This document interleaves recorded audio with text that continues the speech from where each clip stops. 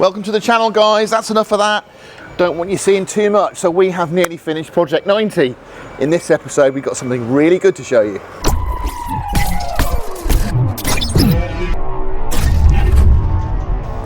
Okay, so yes, you can see we have got the roof on. That is not going to be shown in today's episode. We've even got a window and a whole host of stuff. I mean, I have been so busy. I've been away for a couple of weeks, as you know. Sorry about the lack of videos, but I'm back now and I've had a really busy week. Now, we've cracked on and done the seats in today's episode. We've got brand new seats from Exmoor Trim. We've got the Sport Elites at the front and we've got the lock and folds, the brand new lock and fold designs in the back, all in leather. And I'm going to show you how to fit them. They make such a massive difference, and we really are now traveling in first class. Not only that, I've also got the heated seats in the front wired to a genuine style Land Rover switch rather than the older switch. I'll show you how to do that as well. So it's plenty to look at. So let me show you the seats and I'll tell you how we made a start. So I did show you briefly on a previous episode when we got the driver's side seat in, and I'm so pleased with these seats. There's just enough detail on them in the yellow just to sort of make it look a bit special in here. Now, obviously we've got lumbar support on these seats and they're heated. Now you'd normally get a little switch like this, which can look a little bit aftermarket. So what I've done is actually rewired it onto a standard switch. So I'm going to show you how that is done. Not only that, we've also got the air conditioning going as well, and I'll show you a little bit about that as well. But what we're going to talk about mostly in this episode are these lock and fold seats in the back there. You can see how to get those installed, how they work, and just how good are they. So here we've got them installed and they are really easy to lock away. But there, that is the seat. And also it's got the same stitching on there, same in the leather, but they really are nice and easy to put away. So literally one hand, look.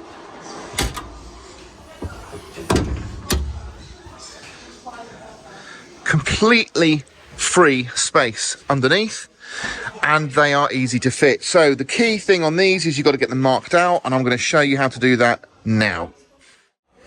Right, what we're going to do is we're actually going to measure now our position for our bracket. So you can see in here, yours might be different if you're fitting it to a 110 or a county, but we're looking for this floor support here in the middle, and then above it you can see you've got this side support bracket, but then you've got this top one, and this is the one we need to measure from.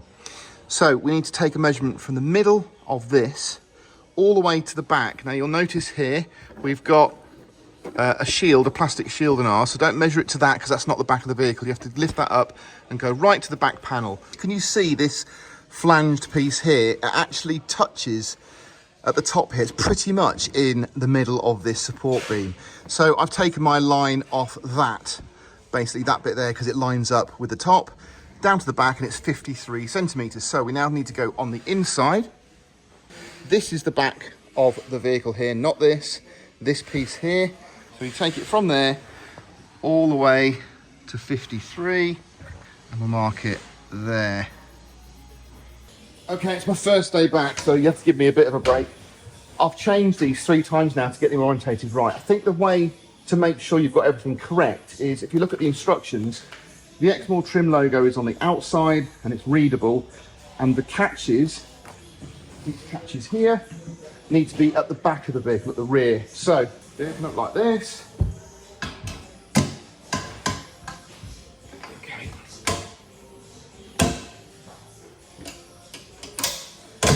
Right.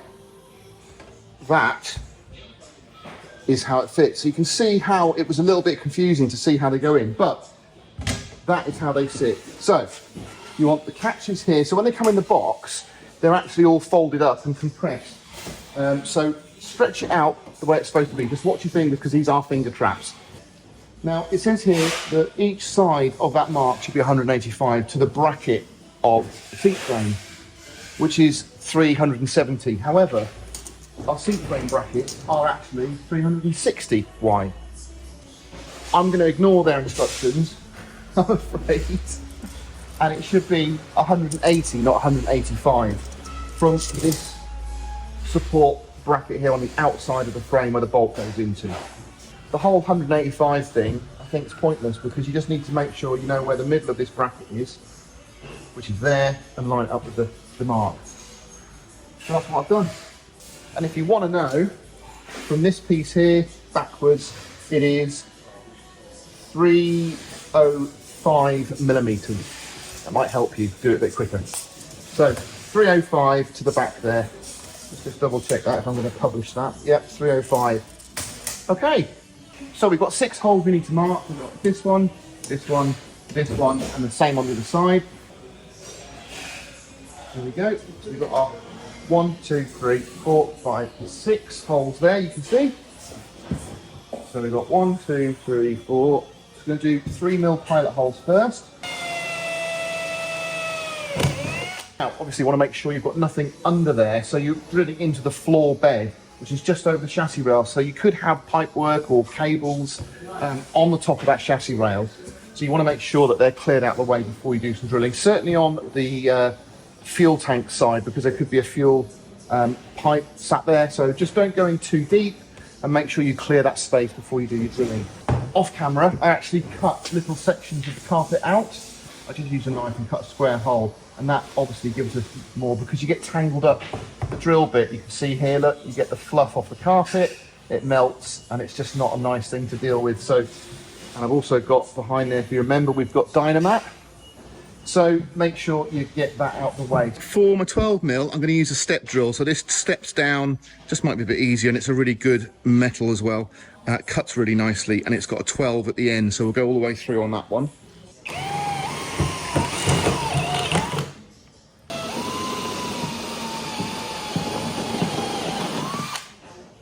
Just looking at these ones, they're a little bit low, so but I think when this is bolted down, so we'll bolt it down first and then on.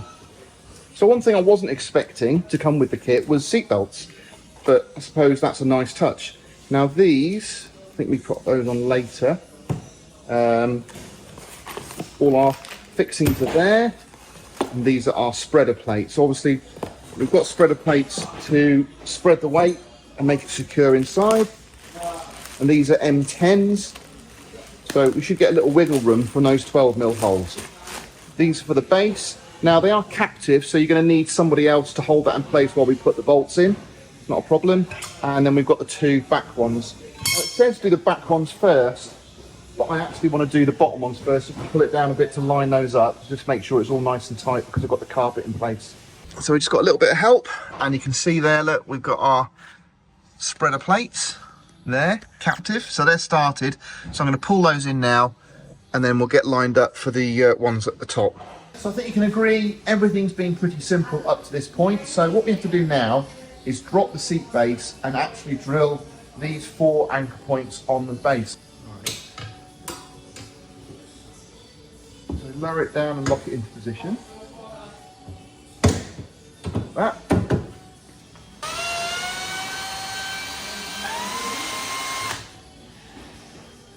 So you can see when you do a carpet, the first drill isn't going to go through because you're going to get that collection of stuff. So get that removed.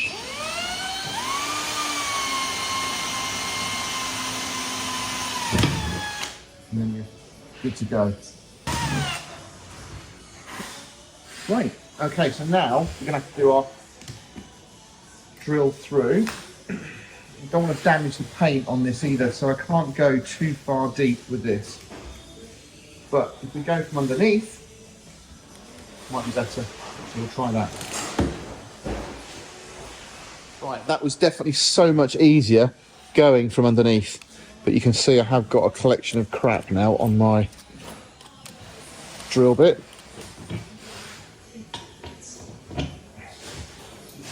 Right, I've copper slipped my plates up. Obviously, you don't want them meeting in the middle. You want them going, the big flange needs to go to the side.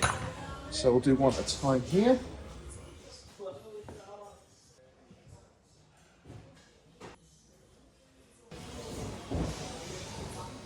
There we go.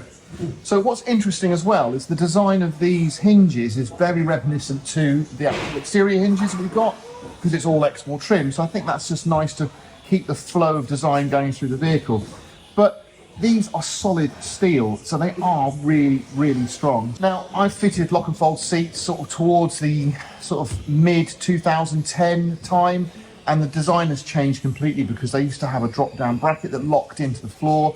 This is so much simpler, and it does feel secure. Obviously you've still got slightly, well it's all self-supporting, which I really like.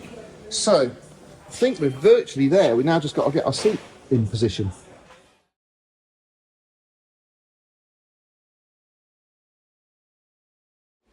Right, well, this is the fun part. So these are our lock and fold seats, and you'll see they should be a good match for our fronts. We've got them in full leather again, and we've got the same yellow stitching all the way around. We've got the same detail on the panels, and it's all ready to go. So we can now offer this up onto our base.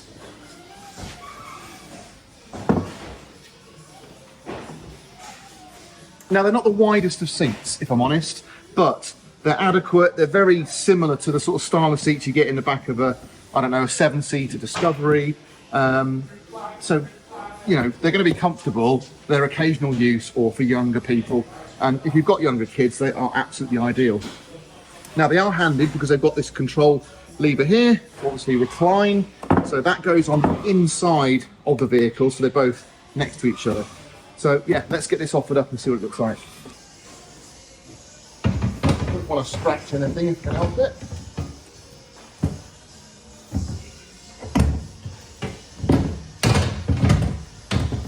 So they actually lock in from this side first. They've got a slight edge to them, look. And then the bolts should line up on here. Now we shouldn't have any moisture in the truck, but just in case, just put some copper slip on these just to make sure they're all going nicely. Trim to go on the handle. There we go. So these now should fold down nicely. So we'll be fitting our gas strut on the inside of these brackets. To space the gas strut out, because you've got a little lip on there, put it through towards the back of the vehicle, fit your non-nylock nut in place. Then you've got your gas strut with the heavy piece at the top. So once you've got that in place, another washer and your nylock nut. That sits there, and then the inside one we do exactly the same. Now obviously we've got our seatbelt to fit, but we also have these little gaskets. I can't see anywhere in the instructions where it tells you to fit them, but I'm assuming they go here to stop everything rattling once you've got it in place. So I'm going to put those in place as well.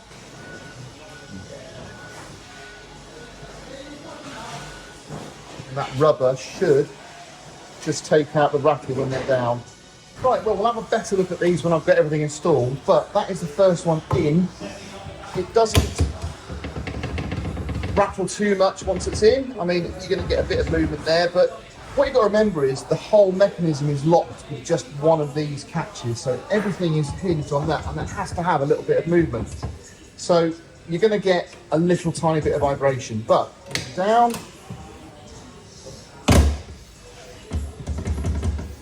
They are solid. What you've got to do is make sure you really get some torque on these bolts on both sides, because that is what stops it rattling around, and that's what you need. So once you're in, you adjust the headrest. We've got our step in place, nice and easy. I mean, obviously there's no roof, so that is super easy, but we're in, and they do feel solid, really solid. I'm 19 stone, so look, if they can hold me in, brilliant. Let's just hope we've got enough headroom. But they look mint. So, really pleased with that. Let's get the other one in. So we've got our seat base off the seat now, and it comes off in the traditional way that a Land Rover seat base comes off. And you'll see we've got two connections. We've got one here for our seat back and one on here for our seat base. So we have to wire those two together onto the loom. Now the looms you get are quite convoluted, as you can see. So you've got one for each size. They both have their own relays. They both have their own fuse block. And I believe this is the piece you need to connect the seats to the existing wiring in a Defender that's already got heated seats. So if you're lucky enough to have a vehicle with heated seats, you only need to connect this onto the existing wiring in the vehicle and then this to the seats. We are not that lucky. We have to do it all manually. Now in the kit from Exmoor Trim, you get these are a nice little switch, and they're a 2-stage heater. So you've got obviously medium and high for the temperature. Now they're okay if you're retrofitting, but we have got space in our center console for a switch. So we're going to actually use these switches from Mud, which are an identical copy of the traditional Land Rover switch, but they're 1 stage only, so they are simply on or off. So wiring is pretty simple. On the back here, you've got 1 chrome pin, which is the earth. Then you've got illumination, power in and power out. So they're not too hard to sort of get involved in. But what we have to try and do is work out how we're going to change this switch over. Now obviously you can see here, look, the green wire is for full power, the blue wire is for half power.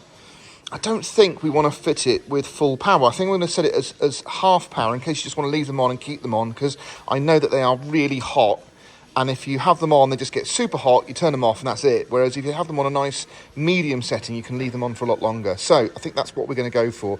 So I've got to try and somehow fabricate this loom here into this switch, and I'll show you how I do that. But for now, what I'm going to do is actually get all the wiring from the seats to the battery into the dash. Well folks, you're going to have to try and keep up with me a little bit here. So I've used the existing Exmoor Trim twin relay distribution kit loom, and I've actually attached it directly into the fuse board on one of the live feeds out of there. So I've combined both live feeds to those relays to the same feed, just as you would the battery. So they're both on there.